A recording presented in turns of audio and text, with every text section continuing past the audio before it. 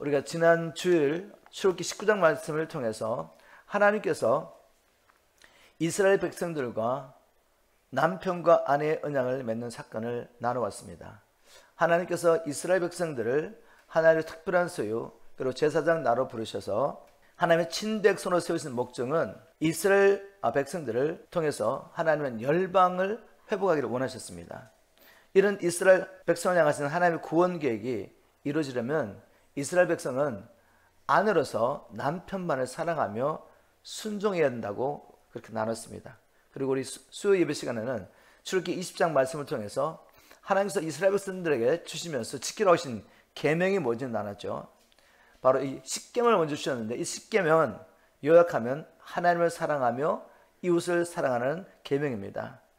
이 계명은 우리 예수님께서도 율법과 선지자의 모든 가르침이 바로 이것을 요약한 것이다. 즉 하나님 사랑과 이웃 사랑이 율법과 모든 선지자의 가르침을 요약한 것이라고 말씀하셨죠. 바로 사랑하라, 자기를 부인하고 하나님을 사랑하라. 바로 이 계명 위에 하나님께서는 모든 말씀을 주신 것입니다. 이스라엘 백성은 이제 이 말씀에 순종해야 합니다. 남편과 아내의 관계가 유지되려면 오직 남편만을 사랑하며 순종해야 합니다. 이스라엘 백성 하나님의 말씀에 순종하려면 이제 자기 부인의 삶을 살아야 되죠. 바로 이 계명은 이스라엘 민족에만 주신 것이 아니라 모든 세대에 하나님께서 부르신 모든 하나님 백성들에게 주신 메시지입니다. 우리에게는 주님께서 새 계명으로 내가 너를 사랑한 같이 서로 사랑하라는 이 말씀을 주셨죠. 아무리 하나님께서 은혜로 우리를 불러주시고 자기 백성 삼아주셔도 당사자인 우리가 자유의지를 가지고 하나님만을 사랑하며 하나님께 순종하기를 선택하지 않는다면, 즉 하나님의 통치를 받는 것을 거부한다면 어떻게 되겠습니까? 우리는 하나님의 백성이 될 수 없죠. 하나님은 예수 그리스도 안에서 우리를 사랑하시고 영원히 죽을 수밖에 우리를 살리셔서 하나님의 자녀로 삼아주셨습니다. 그리고 하나님의 나라를 예수 그리스도와 함께 영원한 기업으로 주기로 계획하셨죠. 이런 하나님의 놀라운 은혜와 사랑을 우리가 받기를 원치 않는다면, 나는 하나님의 백성 되기를 원치 않아 라고 말한다면 어쩔 수가 없는 것입니다. 우리는 하나님의 말씀에 순종함으로 이제 하나님께서 예수 그리스도 안에서 우리를 향해 가지고 계신 이 계획이 우리에게 이루어져서 이 땅에서 우리가 왕같은 제사장으로 열방을 주님 앞에 회복하며 하나님 나라를 이루갈 뿐만 아니라 그 나라가 임했을 때 우리가 그 나라를 상속받는 이 은혜에 들어가야 합니다. 자, 문제는 무엇입니까? 우리가 어떻게 하나님 말씀에 순종할 수 있냐 이거죠.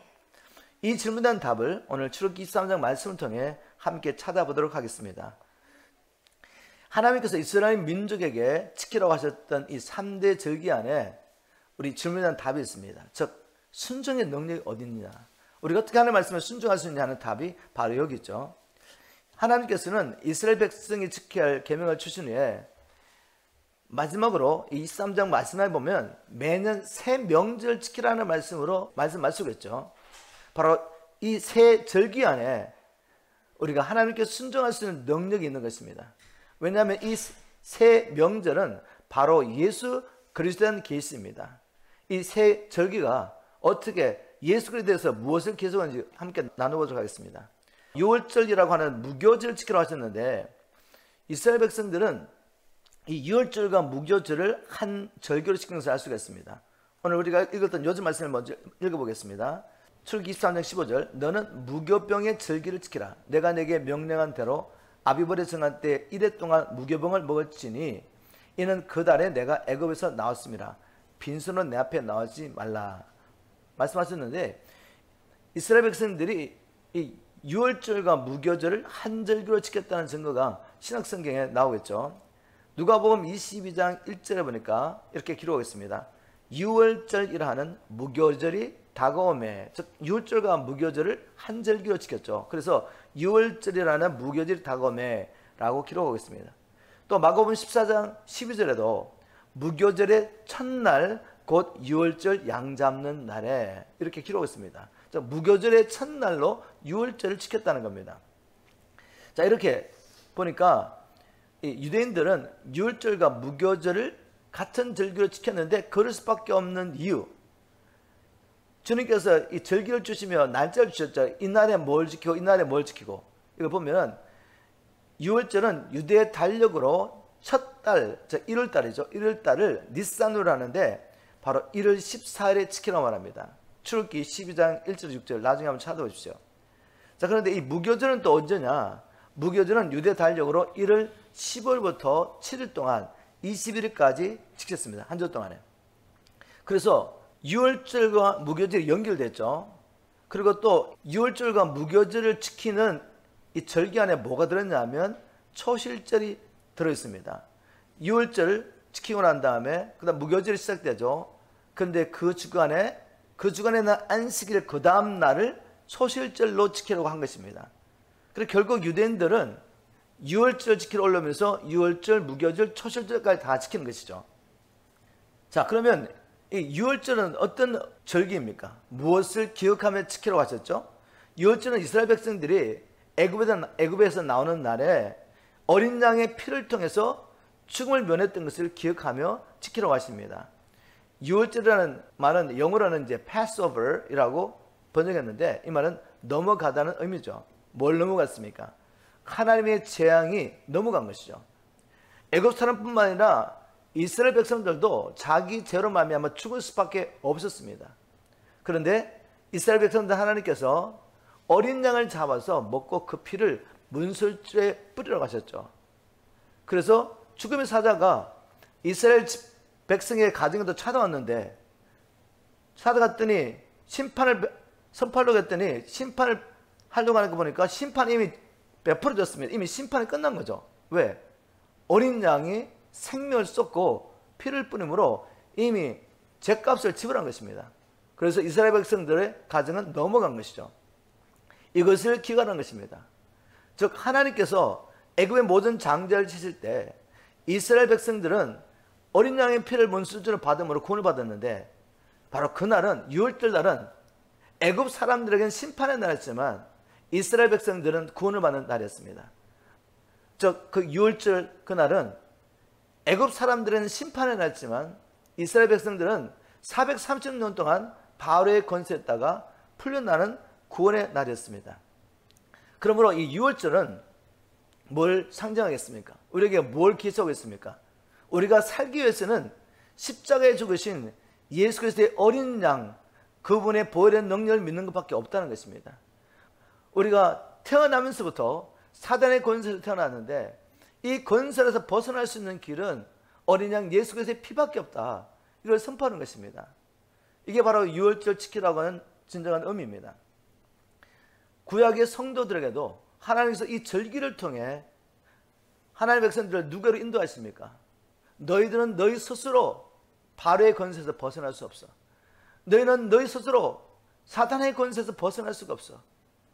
죗값을 지불할 수가 없는 것입니다. 그래서 6월절을 지키며 그들은 예수 그리스도를 대망해야 하는 거죠.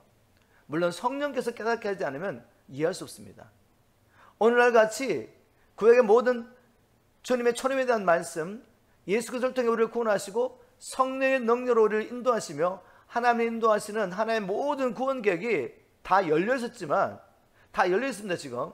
그렇다고 이걸 열심히 설명해 준다고 사람들이 깨닫고 살 수 있습니까? 살 수 없죠. 이렇게 많은 자료들이 있는데 그 수많은 지식들이 우리를 살게 하지는 않습니다.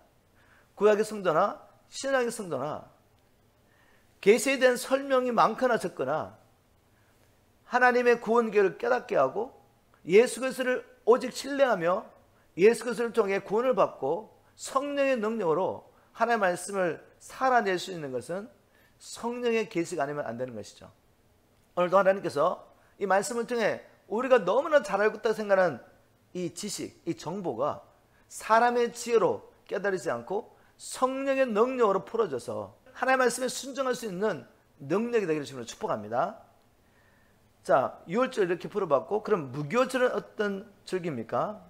6월절 다음 날부터 1주 동안 지키는 절기인데, 무교절은 이스라엘 백성들이 애굽에서 노예 생활하던 고난의 때를 기억하며 지키라고 하신 거죠. 이스라엘 백성들이 430년 동안 바로 애굽 땅에 살면서 이 바로의 권세에서 고난을 당합니다. 이 무교절 절기 동안에 하나님께서 이스라엘 백성들의 집에 모든 누룩을 제하라고 말합니다. 그리고 누룩 없는 빵을 먹으라고 말하죠. 이 누룩은 다른 효소를 넣지 않고 구운 떡으로서 고난의 떡이라고 부릅니다. 신명기 16장 3절에 나오죠. 그러면 이 무교절은 뭘 의미하냐면은 사단의 건설에서 고통당하는 우리를 구원하시기 위해서 대신 십자가의 고난을 당하신 예수 그리스도를 상징합니다. 예수님께서 유월절을 붙잡히시고 무교절 기간 동안에 십자가에 달려서 고난을 당하십니다. 바로 이것을 계시하는 것입니다. 무교절도 동일하게 하나님의 백성들을 구약이나 신약이나 모든 하나님의 백성들, 하나님의 말씀에 순종을 살기 원하는 하나님의 백성들을 예수 그리스도의 십자가로 인도하고 있습니다. 바로 우리가 예수 그리스도의 십자가를 통해서만이 죄와 사단의 건세에 대해 죽고 또 나에 대해서 죽을 수 있습니다. 내가 나를 죽이려고 한들 죽일 수 있겠습니까? 내 사랑의 늪에 빠져서 헤매고 있는 나를 내가 어떻게 스스로 구원할 수 있겠습니까? 그 사랑의 늪에, 자기 사랑의 늪에 찾아간 자가 나인데, 내가 그 구덩이에 빠졌는데 어떻게 내가 나를 구원할 수 있겠습니까? 오직 예수 그리스도의 십자가를 통해서만 나에 대해서, 저 세상에 대해서 우리가 죽을 수 있는 것입니다.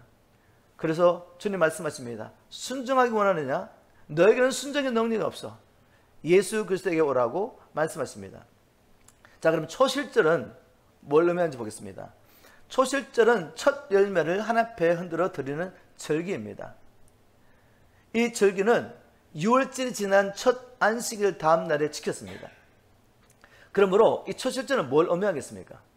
여러분, 놀랍게도 정확하게 6월절 절기 때 예수님이 붙잡히시고 무교절 절기 동안 고난을 받고 죽으시고 그 무교절 기간 7일이죠. 그 7일 안에 안식이 있습니다. 안식 후 다음 날, 첫날이 초실절인데 그날에 주님이 부활하십니다. 이게 그냥 뭐 우연히 된 일 같습니까? 아니죠. 하나님은 창세전에 우리가 연약하여 쓰러지고 하나님 떠날 것을 알고 그를 말미암아 영원히 멸망을 받을 수밖에 없다는 걸 아십니다. 이 모든 걸 아시고도 하나님은 우리를 통해 하나님 나라의 오기를 계획하신 것입니다. 하나님 백성 삼으시고 이 땅에서뿐만 아니라 영원한 하나님의 나라에서 우리가 그리스도와 함께 하나님의 자녀로서 하나님의 백성으로서 그 하나님 나라를 기업으로 누리며 다스리기를 계획하셨습니다. 그렇다면 타락하여 자기의 죄로 말미암아 타락하여 마귀의 권세하는 우리를 구원해 내실 계획이 없이 인류 역사를 시작하시겠습니까? 하나님은 모든 것을 창세전에 보시고 계획하시고 하나님의 지혜 가운데 사단의 이 악한 꾀도 사용하시고 인간의 연약함도 사용하셔서 결국 하나님 나라를 이루시고 자기 백성이 다른 존재가 아니라 오직 하나님만을 사랑하며 섬기도록 이 모든 것을 주님의 지혜와 능력 가운데 계획하시고 지금도 이루어가고 계십니다. 그래서 이스라엘 백성들의 절기를 통해 오늘 우리가 세 절기를 나누지만 이 7절기 농사와 관련된 모든 절기를 통해 하나님의 완전하신 구원 계획을 보여주셨던 거죠. 그 중에 가장 중요한 절기, 이 세 절기는 이스라엘 백성의 남자라면 누구나 이 절기를 지켜야 했습니다. 그 말은 이스라엘 백성의 남자들은 그 가정의 대표죠. 모든 이스라엘 백성이 지켜야 하는 절기인 것입니다.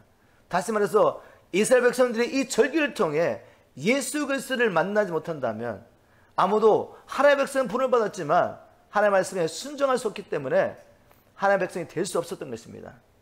절기를 통해 주님께서는 계속해서 이스라엘 백성들을 주님께로 인도합니다. 예수 그리스도를 대망하게 하죠. 우리도 마찬가지입니다. 예수 그리스도의 그 죽으심과 고난받으심과 부활이 없다면 우리가 어찌 죄와 사단의 권세에서 벗어날 수 있으며 그분이 부활하지 않았다면 우리가 어떻게 새 생명을 얻고 하나님 앞에 의인으로 서서 하나님을 섬길 수가 있겠습니까?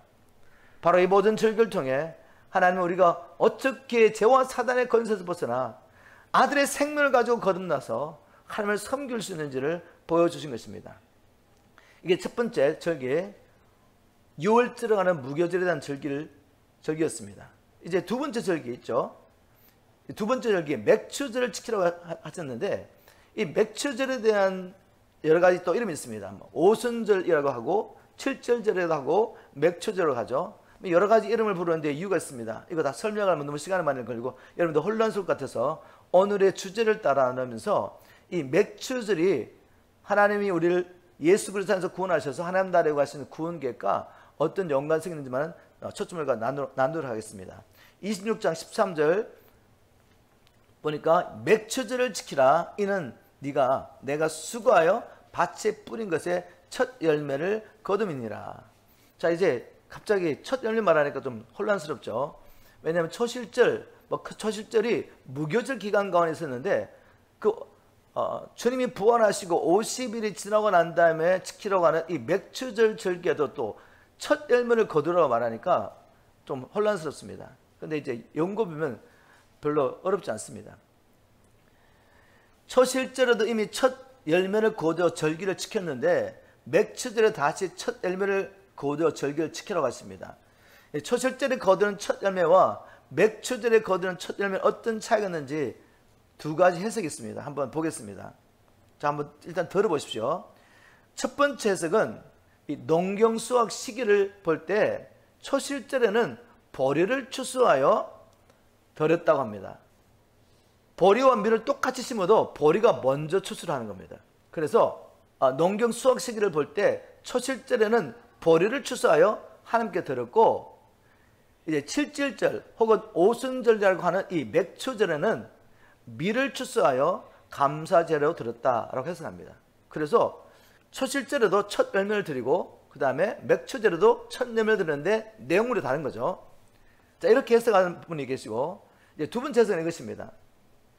초실절도 첫 열매의 절기고 맥추절, 칠칠절도 첫 열매의 절기지만 초실절은 이스라엘에서 나는 모든 곡식들의 첫 열매를 거둘 수 있도록 은혜를 베푸신 하나님께 이스라엘 공동체가 다 함께 모여가지고 그 중에 대표로 누가? 제사장이 드리는 절기입니다. 그러면 칠칠절, 맥추절, 오순절은 어떤 절기냐? 그때도 첫 열매를 드리는데 이스라엘 백성들이 자기 집으로 돌아가죠. 집으로 돌아가서 자기 밭에서 거둔 첫 열매를 드리는 절기, 이렇게 해석합니다. 자, 그런데 지금 우리가 관심을 가지고 주목해야 할 것은 초실절에 드리는 첫 열매와 맥추절에 드리는 첫 열매가 어떻게 다르냐, 이게 아니죠. 오순절 혹은 맥추절이라는 말하는 이 절기가 예수 그리스도 안에서 우리를 구원하신 하나님의 구원 계획과 어떤 연관성이 있느냐. 맥추절, 오순절의 의미가 뭐냐, 그죠? 이게 가장 중요한 것입니다. 여러분, 놀랍게도 이 맥추절, 오순절 날 누가 오시죠? 성령님이 오십니다.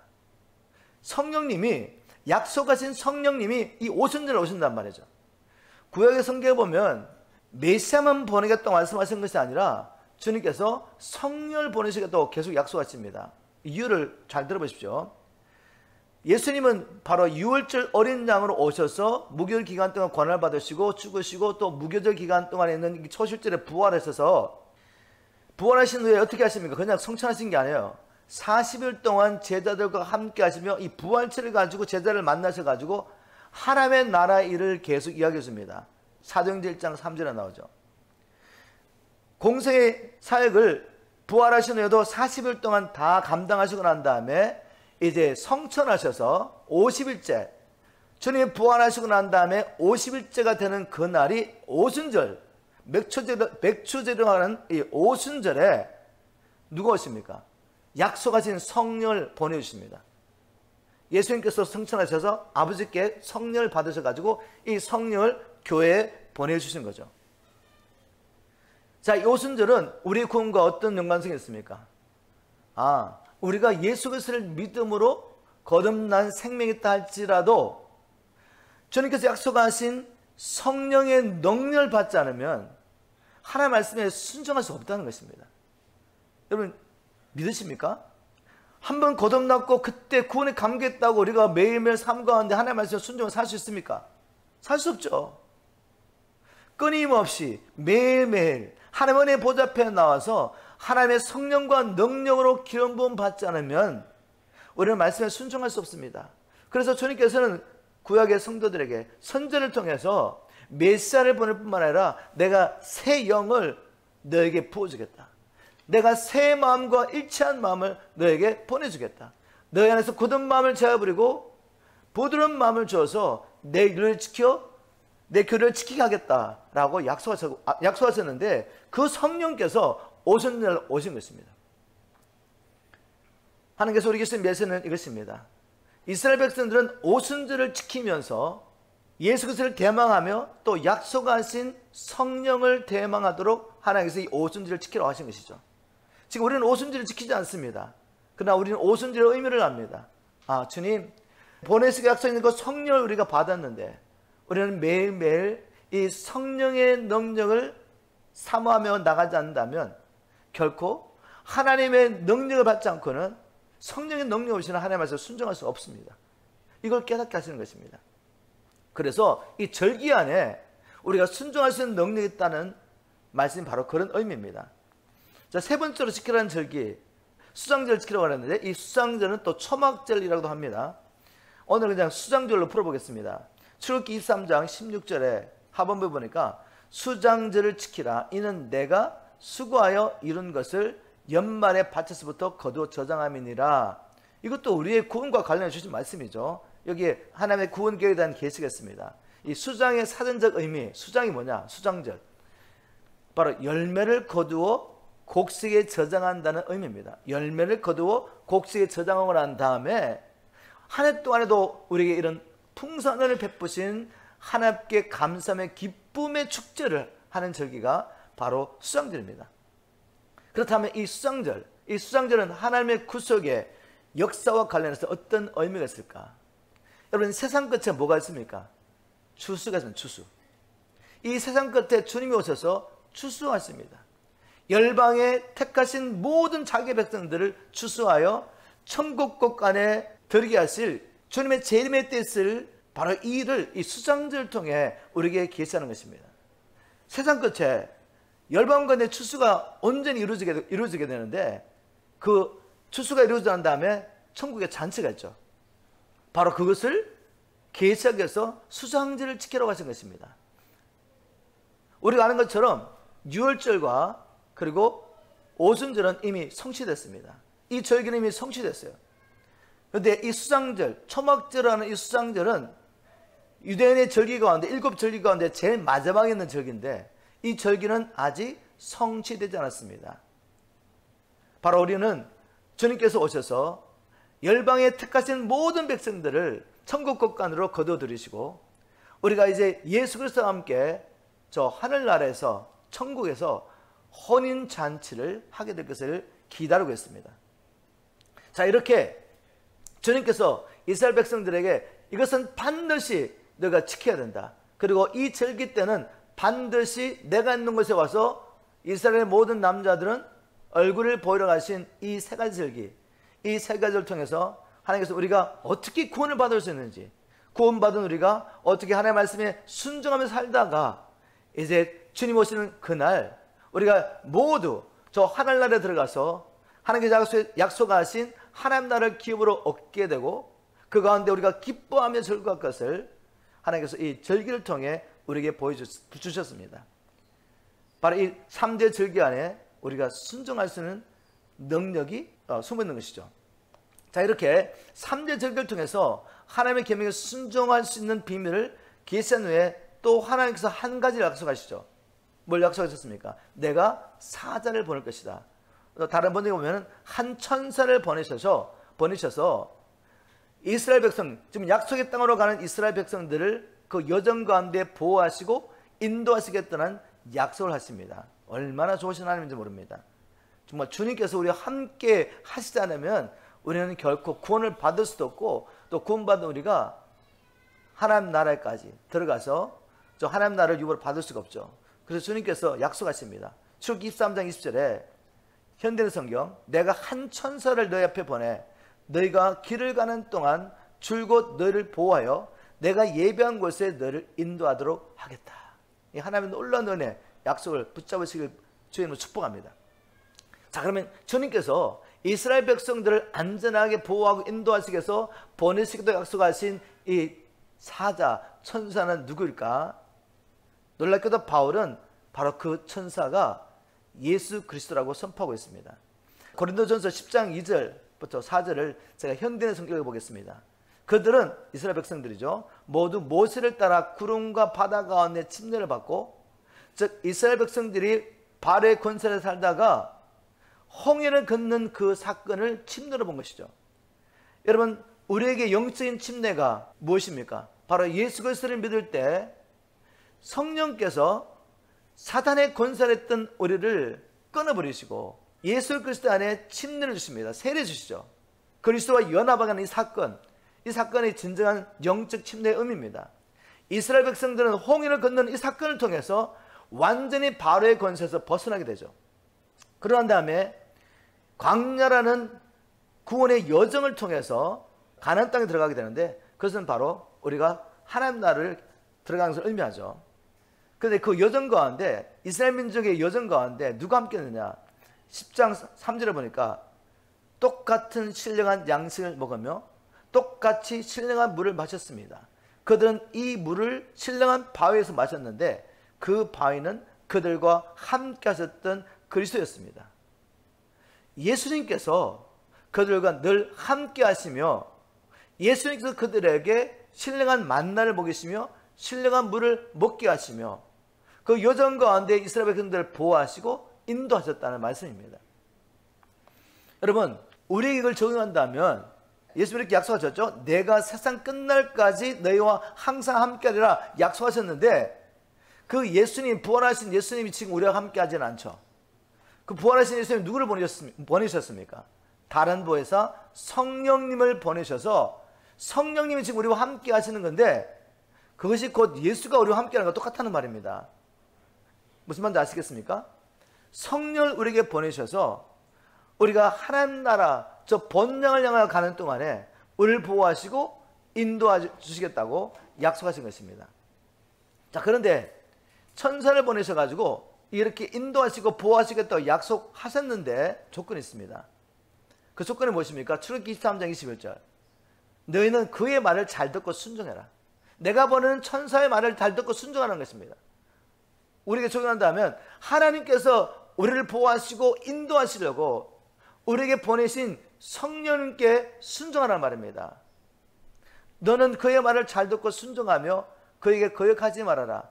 그는 내 이름으로 번을 받은 자이니, 성령님은 예수님의 이름으로 오셨습니다. 성령님은 아무것도 스스로 말하지 않습니다. 자기가 들은 것을 말씀하십니다. 우리 주님께서 말씀하신 것을 말씀하세요. 모든 진리 가운데 인도하시는데 스스로 아무것도 우리에게 말하지 않습니다. 들은 것을 말한 것입니다. 주님께서 주신 말씀을 성령이 우리에게 알려주십니다. 그래서 성령님은 예수님의 이름으로 오신 것이죠. 그는 내 이름으로 번을 받은 자이므로 너희가 거역하는 것을 용서하지 않을 것이다. 여러분, 우리를 도와주고 우리에게 모든 걸 가르쳐주고 우리를 모든 진리 가운데 인도하고 우리를 보호하도록 보내주신 그 성령님께 불순종하면 어떻게 되겠습니까? 습관적으로 그 성령님의 말씀에 불순종하면 성령님이 건심하십니다. 그리고 성령님께서 소멸되십니다. 제한을 받으세요. 우리를 돕는 분으로 오셨지만 그분이 우리를 도와줄 수가 없는 것입니다. 그럼 어떻게 되겠습니까? 우리 힘으로 저 사단의 권세 이길 수 있습니까? 우리 힘으로 육신의 정욕 이길 수 있습니까? 우리 힘으로 하나님께 주신 사명 감당할 수 있습니까? 계명에 순종할 수 있습니까? 없습니다.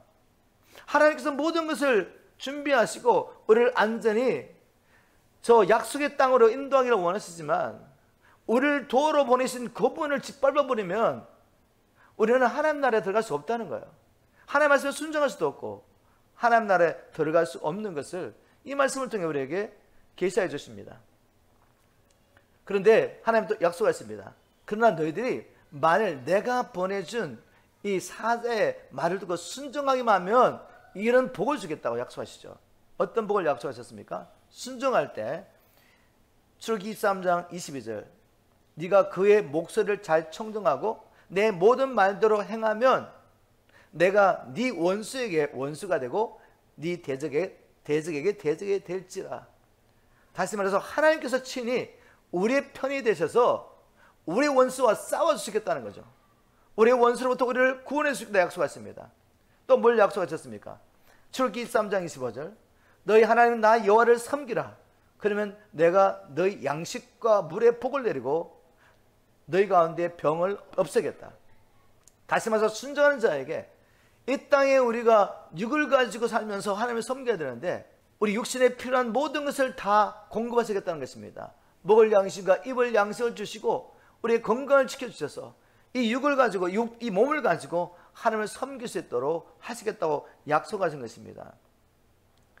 그리고 또 이 자녀의 복과 장수의 복을 약속했습니다. 출애굽기 23장 26절 너희 땅에 낙태하거나 아이를 낳지 못하는 여자가 없을 것이며 너희가 장수하게 될 것이다.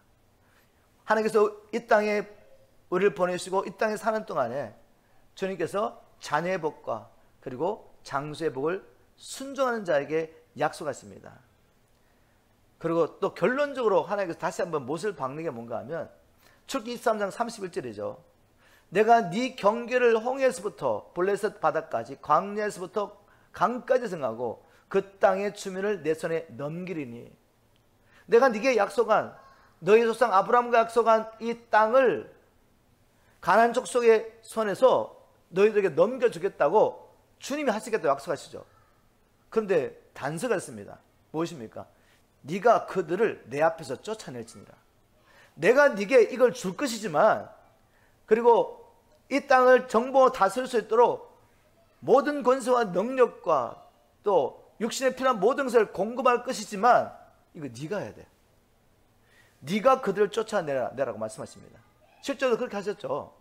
이스라엘 백성들이 하나님께서 아브라함을 통해서 이 가나안 땅을 주시겠다고 약속하셨지만 이 가나안 땅에 살고 있는 가나안 족속을 누가 몰아내야 했습니까? 이스라엘 백성이 몰아내야 했죠. 그런데 그들이 믿음으로 순종할 때 갈렙처럼 그 당대 평균 연령이 70이고 장수한 80으로 났는데 갈렙은 85세 때 청년의 힘과 능력으로 하나님이 약속하신 헤브론 땅을 점령합니다. 누가 쫓아냈습니까? 갈렙이 쫓아냈죠. 그런데 그것을 할 수 있도록 능력을 부으신 분은 하나님이십니다. 자, 이것이 우리에게 주신 메시지가 무엇입니까? 하나님께서 예수 그리스도 안에서 하나님 나를 우리에게 기부로 주시겠다고 약속하셨지만 하나님께서 우리를 자기의 특별한 소유로 삼으시고 제사장 나라로 세우셔가지고 열방이 죽게 돌아는 이 놀란 축복, 사명이지만 이거 특권이죠. 이걸 주셨지만 이걸 우리가 해야 합니다. 우리가 순종하며 할 때 하나님께서 우리와 함께 하셔서 하나님께서 우리를 통해 이루게 계획하신 그 일을 이루게 하시겠다는 말씀이죠. 천국 우리가 들어가기를 힘써야 합니다. 내가 힘쓴다고 들어갈 수 있는 건 아니지만 우리가 이 천국 들어가기를 힘쓸 때 좁은 문을 통해서 좁은 길을 가기를 힘쓸 때 하나님께서 우리와 함께 하심으로 능히 이 좁은 길을 십자가 길 자기 부인의 길을 가게 하시며 마침내 하나님 나라에 들어가게 하시겠다고 약속하신 것이죠.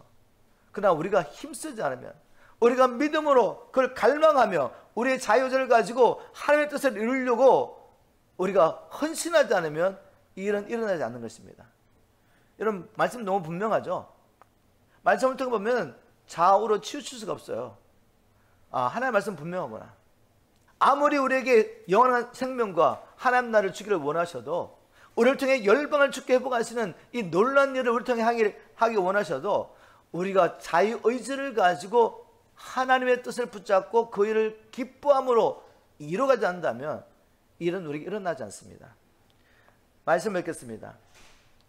우리가 어떻게 하나님의 말씀에 순종하셨습니까? 이 질문에 답을 우리는 주님께서 명령하신 이 절기 가운데 찾아봤습니다. 이 모든 절기는 우리를 그리스도에 인도합니다. 예수 그리스도의 어린 양 되신 예수 그리스도의 피 흘림과 그분의 권한을 받으시고 죽으실 뿐만 아니라 부활하시는 사건이 없다면 우리는 결코 하나님 앞에 설 수도 없는 존재인 것이죠. 영혼의 사단의 권세 아래 끌려다며 하나님의 진노를 받을 수밖에 없는 진노의 자녀로 살 수밖에 없는 것입니다. 이런 우리를 예수 그리스도의 죽으심과 부활하심을 통해서 우리의 죄를 용서하시고 하나님 앞에 설 수 있는 의인으로 세우셨습니다. 그뿐만 아니라 하나님께서는 우리에게 성령을 보내셔서 누구든지 하나님의 성령의 능력 없이는 하나님의 은혜가 없이는 결코 하나님의 말씀에 순종할 수도 없고 운명하신 하나님의 뜻을 이룰 수 없다는 것을 믿음으로 날마다 은혜 보좌 앞에 나가는 그들에게 하나님의 성령의 능력을 보셔서 주신 사명을 감당해야 하시겠다고 약속하셨습니다. 바울에게 맺던 하나님의 이 계시가 우리에게 임하기를 주님을 축복합니다. 바울은 주님을 만나고 난 다음에 이 그리스도의 사랑을 깨닫고 어떻게 했습니까? 그리스도의 사랑에 붙잡혀 남은 생에 이 은혜의 복음을 증거하는 일을 위해서 생명을 바쳤던 것입니다. 그래서 바울은 이 테살로니가에 뭘 보여줬냐면 내가 너희를 위해서 이렇게 기도한다. 하나님께서 너에게 지혜와 계시를 주셔서 하나님을 더 알게 하기를 원한다라고 기록하고 있죠.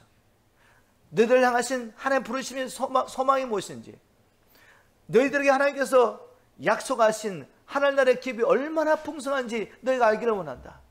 이미 너희 안에 역사하시는 지극히 크신 성령의 능력을 너희가 알기를 원한다. 모든 지식에 뛰어난 이 그리스도의 사랑을 너희가 알기를 원한다. 하나님의 사랑의 길이와 높이와 넓이와 길이가 어떠한 것을 너희가 알므로 하나님의 충만하심이 너희가 느끼기를 원한다고 간절히 기도했죠.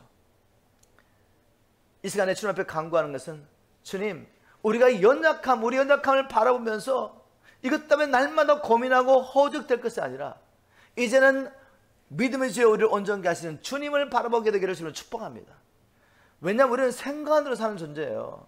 내 연약함을 바라보면서 그거 바라보면서 주님, 나의 연약함, 이것 때문에 고민하며 쓰러지며 아무리 몸부림쳐도 거기서 헤어날 수 없습니다. 그냥 인정하세요. 아, 나는 내 스스로는 하나님의 말씀에 순종할 수 없구나.